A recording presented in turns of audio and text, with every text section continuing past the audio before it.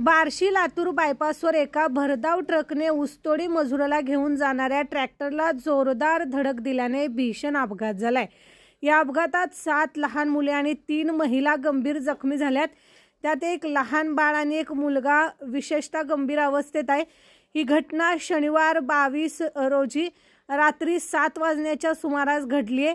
अपघाताची माहिती मिळताच बार्शी तालुका पोलीस ठाण्याचे सहाय्यक पोलीस निरीक्षक दिलीप ढेरे यांनी तात्काळ घटनास्थळी धाव घेतली।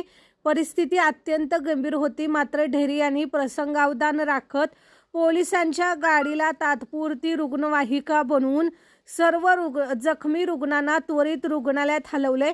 यावेळी दिलीप ढेरे यांनी अपघातग्रस्तांच्या सुरुवातीच्या उपचाराचा खर्च उचललाय। या अपघातानंतर पोलिसांनी तात्काळ कार्यवाही करत ट्रक चालकाला ताब्यात घेतले, मात्र त्याचे नाव अद्याप समोर आले नाही। हा अपघात अत्यंत गंभीर असून नागरिकांनी वाहतुकीचे नियम काटेकोरपणे पाळावेत असे आवाहन देखील पोलिसांकडून यावेळी करण्यात आले।